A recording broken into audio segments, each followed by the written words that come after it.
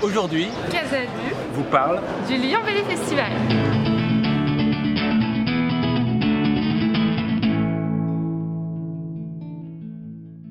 Nous voilà fraîchement revenus du Lyon BD Festival.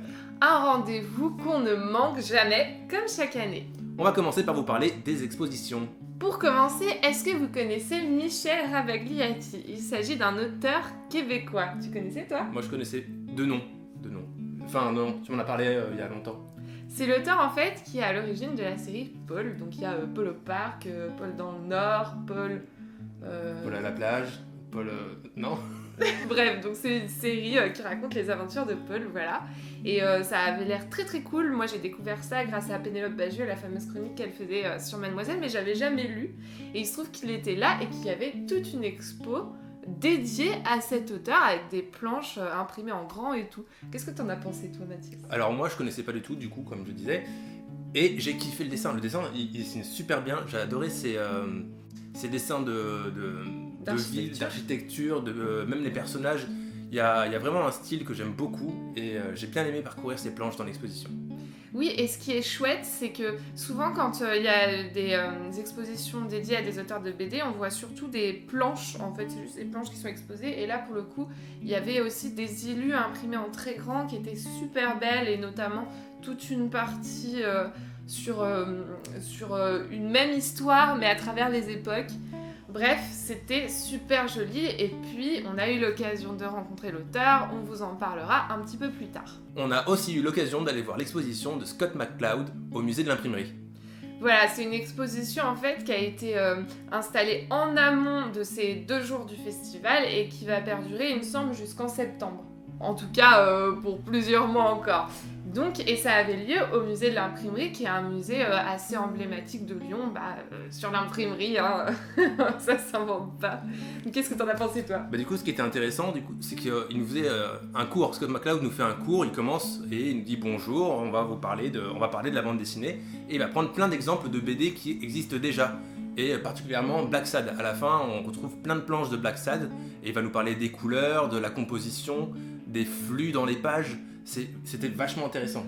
À rappeler au passage d'ailleurs que Scott McCloud, pour nos viewers qui ne connaissent peut-être pas cet auteur, c'est l'auteur de L'Art Invisible, en fait une série de livres, il me semble, il y en a plusieurs, qui parle de l'art séquentiel, donc l'art de la bande dessinée, et qui le théorise en fait, qui explique comment il fonctionne. Et finalement, cette exposition, elle est complémentaire des livres. Il faut dire aussi qu'il nous a brillamment démontré son talent de narration avec le sculpteur. Et du coup, voilà, Scott McCloud nous a démontré que la théorie de la bande dessinée, ça peut faire une superbe histoire. Effectivement, le sculpteur, c'est vraiment un chef-d'œuvre, on est d'accord, et ça se comprend, puisque le mec maîtrise cet art à la perfection. C'était vraiment une belle expo avec de beaux exemples, et on apprend plein de trucs. Donc si vous êtes sur Lyon, allez au musée de l'imprimerie, vous pouvez toujours aller voir cette expo qui est très chouette, même après ces 2 jours. En complément à l'exposition de Scott McCloud, on a aussi eu droit à une autre mini-exposition sur le même thème, gratuite cette fois, dans un parking souterrain à Lyon. C'est Jérôme Jouvray qui s'est dit je vais faire 7 petites leçons sur ce qu'il ne faut pas faire dans une bande dessinée. Et c'était vachement drôle, vachement intéressant. Et ce que j'ai bien aimé, c'est qu'il reprend plein de personnages classiques de bande dessinée avec son style.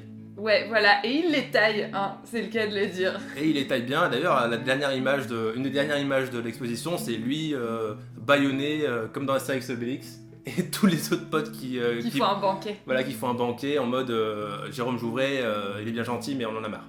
C'est une toute petite exposition, sans prétention, et en plus elle est gratuite, donc c'est super cool parce que tout le monde peut aller la voir. Et ça nous a fait très plaisir de la découvrir. On passe maintenant aux bandes dessinées qu'on a achetées ou alors qu'on a fait dédicacer. Moi, je me suis pris One Punch Man. Je me suis pris One Punch Man. La version allemande de One Punch Man. C'est ça, tome 7 du coup. Et on verra ce que ça donne. Je crois que c'est à la fin de ce tome-là qu'arrive la fin du dessin animé. Je l'ai pas vu, mais je le mettrai sûrement après avoir lu la BD. Et j'ai pris aussi Bâtard de Max de Radigues.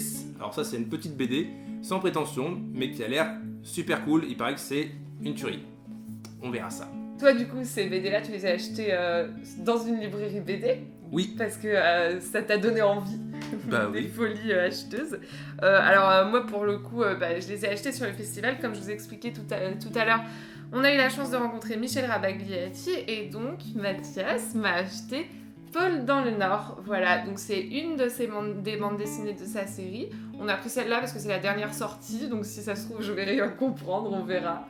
Je crois que chaque tome se suffit à lui-même. Enfin, je vais la lire et puis écoutez, si je kiffe, je vous la chroniquerai. En tout cas, on a eu une dédicace de l'auteur et sachez qu'il est trop sympa et qu'il a un accent trop chou et je crois que sa mère a le même prénom que moi. Enfin voilà, vraiment un très bon moment. Je sais pas si vous connaissez les BD dont vous êtes le héros de chez Macaca, mais moi ça faisait longtemps que j'en avais pas lu une. Du coup, je me suis pris Hold Up il y a quelques semaines. Et l'auteur était là, c'était l'occasion de la faire dédicacer. C'est vachement sympa. En fait, on se retrouve à braquer des banques et on va s'organiser, choisir quelle banque on va braquer dans la ville, etc. Je vous en parlerai peut-être une prochaine fois. De mon côté, j'ai acheté 1 million d'éléphants. Je vous en avais déjà parlé, je crois, à l'occasion de ma vidéo sur les BD que j'attendais en 2016 ou en 2017 ? En 2017, Lise. En 2017, voilà. Et du coup, donc c'est Vanida, c'est une BD de Vanida, dont je vous ai parlé à l'occasion de L'immeuble d'en face, et c'est un auteur que j'adore, et du coup ça raconte l'histoire d'une famille au Laos, et c'est une BD que j'avais envie de lire depuis longtemps, parce qu'en fait tous les pays d'Asie du Sud-Est, enfin les petits pays d'Asie du Sud-Est m'intriguent beaucoup depuis que je suis allée vivre au Cambodge et en Thaïlande, et du coup c'est pour ça que j'avais absolument envie de le lire, et je l'ai commencé, et pour l'instant je trouve pas ça ouf. Mais on verra bien, peut-être que la suite me surprendra. Et pour finir, toujours chez Macaca, je me suis pris le deuxième tome de Mystery. Alors, attention, la lumière, les reflets, parfait. Et du coup, là, j'ai pu me la faire dédicacer par Stivo, le dessinateur. Et ce qu'il faut savoir, c'est qu'il y a quelques années, on l'a fait dédicacer le premier tome, et on s'est dit, il fallait trouver un truc un peu chelou à faire, un challenge. Et on lui a demandé de dessiner Mystery, qui est un super-héros, qui porte un paquebot. Parce qu'un paquebot, c'est difficile à dessiner. Voilà, et du A priori. coup, voilà, a priori. Et pour le tome 2, on s'est dit challenge, Mystery, qui porte 2 paquebots. Et du coup, ils vont faire un tome 3, ce qui annonce une belle dédicace pour la prochaine fois. Comptez sur nous pour lui demander 3 paquebots, ça paraît logique. Comme chaque année, on fait le festival de BD à Lyon. L'année dernière, vous avez pu voir, on a fait une petite vidéo qui était bien sympathique. Et là, cette année, Lise, qu'est-ce que t'en as pensé ? Bah en fait, chaque année, finalement, c'est un peu différent. Il y a toujours des dispositifs qui changent un peu.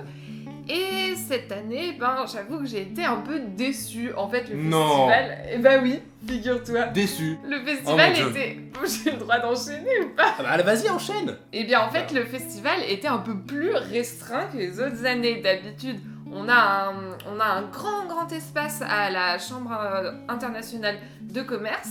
Et cette année, il n'y avait pas ce building-là, il n'était pas du tout utilisé. Du coup, on n'était que à Hôtel de Ville, et puis à côté, il y avait des tentes à côté d'Hôtel de Ville. Mais c'est tout. Et finalement, en surface, j'ai l'impression que ça faisait beaucoup moins. Bah ouais, c'est vrai que ça faisait un peu plus petit, on était plus serré. Ouais. Et puis, je sais pas, j'ai senti les trucs un peu moins accessibles, je sais pas, j'étais moins à l'aise que les dernières fois en tout cas.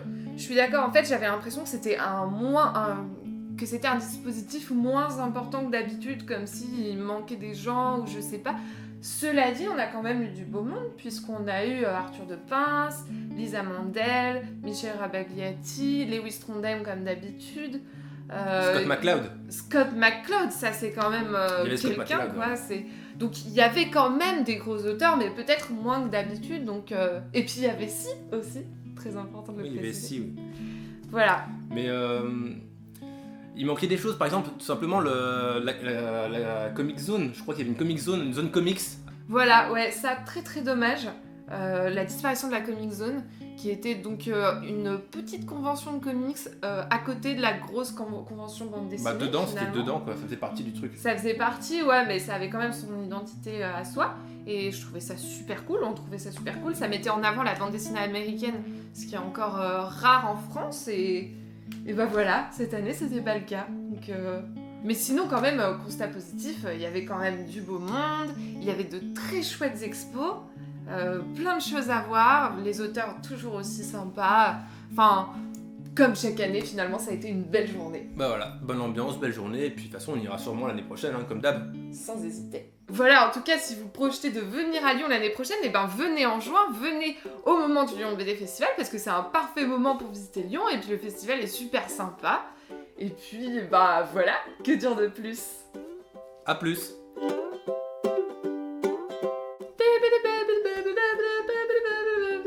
Je vois l'objectif. Rabagliati. Ouais. En plus, juin, c'est une parfaite période pour visiter Lyon. Parfait. Donc, cette année, qu'est-ce que t'en as pensé, Mathias? Oh là là là là, et qu'est-ce que t'en as pensé, J'ai l'impression de Mathias? présenter un talk show.